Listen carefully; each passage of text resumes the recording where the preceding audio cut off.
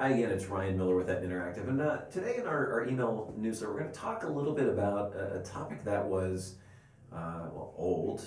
Email marketing's been around for a very long time, but it's having a little bit of a resurgence, and we'll talk about why.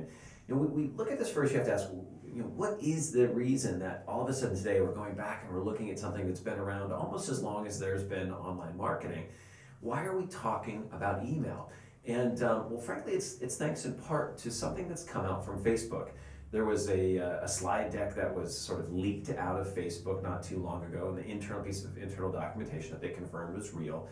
And in this official documentation, they share that they're expecting that the posts that are coming from business pages are going to continue to decline in visibility. And in fact, if we look back to the start of this year, all the way back to December, what we found is that the visibility of posts that are coming from business pages, so pages like your clinics, are down to about 2% of visibility. That means about 2 in every 100 of those people who have liked, fanned, followed your page are actually seeing your content today. Now, it's not to say that social media is no longer valuable or that it's a bad thing, but the way we think about it has changed. And what's happened is that today social media has become a really great way for you to establish a relationship with a group of people that you can cost effectively advertise to in the future. You really can't continue to think about Facebook as that sort of free marketing vehicle that you accumulate wealth in over time as you accumulate more fans. So it's about efficiency in advertising more than anything else today. And still there's, I think, great value in social media. But when we look at that 2% visibility rate for your unpaid posts, for just the text that you're putting without paying to sponsor it onto Facebook, we have to compare that to what's happening today with practices in email. And this is really a question of opportunity cost. So when we look at it today, most practices today already have anywhere from 3 to 30 times more people who've given them permission to market to them by email. So much bigger list. And what we see with email in the health and beauty categories is that the open rates today remain about 20%. So there's two ideas in mind is why we're talking about email again with our clients. That social media has been in the media, it's been sexy, it's been exciting, it's new and it's novel. It was alluring and attractive because it was so inexpensive for practices on their own or with the help of an agency to build a large fan base and communicate. But what we realize today is let's look back at something that we may have walked away from. You may have deprioritized email for your practice and recognize you probably have a bigger list and your messages are probably going to be seen by 10 times more people. And all of a sudden we realize email does hold a place again in your marketing mix. Let's kind of shake things up here and let's talk a little bit more about email and marketing. So let's dive in and give a little advice for how you can be more successful if you choose to make email marketing a part of your online mix. The first thing we got to talk about here is growing your list. And the idea here is really simple. The cost of producing your average email marketing communication is a more or less fixed cost. A little time to write, a little time to assemble and test, and then the distribution. Given that, the larger your list, the less it costs per recipient. So if your list is 10 times bigger, it costs you 10 times less to reach each one of those recipients with each communication that you send. Big lists, good for business. So first thing here is promoting subscriptions online. We've got to acknowledge the fact that that little subscription box that you add on your site that stands on its own where someone might be able to join your list is going to be very seldom used. And the most effective way that you're going to have from your site to add people to your list is going to be taking all of your existing contact forms and carefully integrating them with your subscription list software. So it's that checkbox on the front end that the consumer sees that says, yes, please send me your email marketing. And on the back end, a little bit of engineering that causes that email to be fed directly onto your list system. So you have no manual intervention. Nobody from your staff needs to take time to transcribe those names across. Make it easy, of course, for your mobile users, because today anywhere from 30 to 50% of your users are going to be on their mobile phones. And of course, cross-promote your email list on your social media channels. So social media, you're still going to be connecting and interacting with people on Facebook and Google Plus and the like. We want to make sure that there are links that guide and in language that guides people back to become a part of that list. Now, it doesn't end online. Look at your phone calls as a great opportunity for you to gather additional names for your list. Think of all the people who call your office.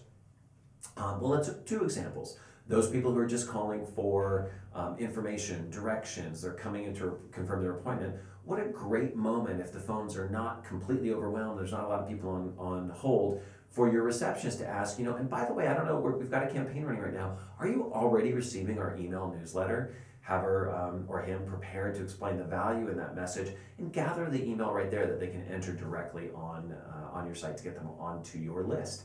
Similarly, during those telephone conversations, if ultimately some form of objection, whether it's the fear of the procedure or the price or availability on your schedule, causes somebody not to choose you for this procedure, it took you a lot of time, a lot of investment to get them to call you in the first place. Let's capitalize on that investment.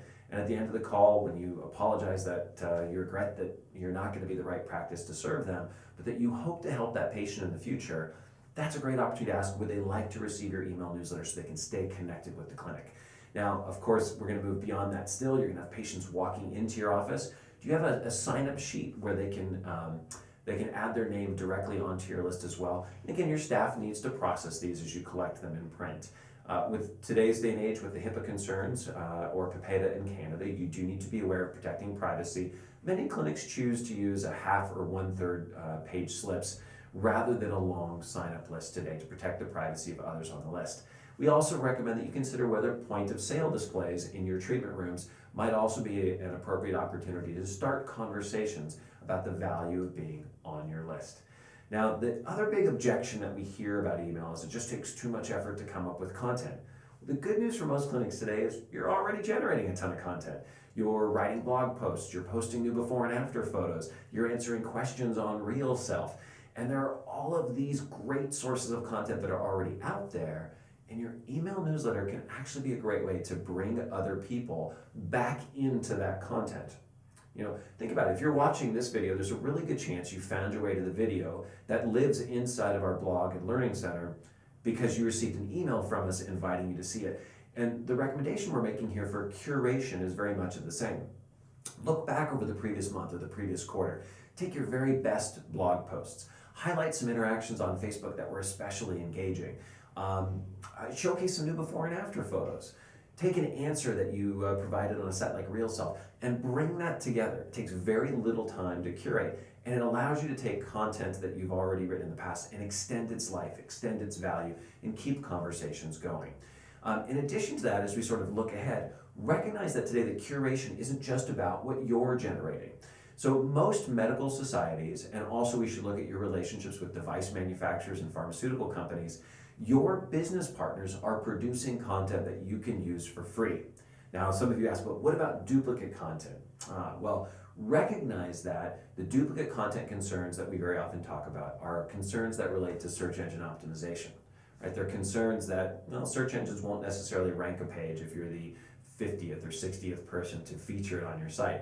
But that's not the case for email newsletters, because we're typically not especially concerned about how your newsletter will rank in search, because it's really just ranking in someone's inbox. So some duplicate content is okay. So look for things like, this is an example from the American Society of Aesthetic Plastic Surgery. They actually send out this really beautiful set of resources that clinics can use that allow them to basically copy content from the society to augment, to kind of fill holes and create a full, rich experience in their newsletter. I bet your societies do something similar as well. So when we look at email, what's the value? The value is about building relationships and driving real-time demand. And we hear very often from surgical clinics that say, well, what's the value in email? I'm not going to, randomly sell a liposuction procedure to someone because they got the latest newsletter. And part of me will push back and say, well, you might if you've been disconnected from that person for a while, and that allows you to reconnect, keep that relationship and your practice at the top of their mind, so that when it's time for them to choose who they consult for their procedure, they are certain to consult you in your clinic. For clinics that use price-based promotions, specials, email is obviously a great way to get that information directly in front of your audience as well. So my challenge for you here today as we close out is, where are you going to improve your practice using email marketing strategies or tactics? What can be done? Can you focus in on growing your list? Is there an opportunity for you to extend the life of your content by bringing curation into your approach to email marketing?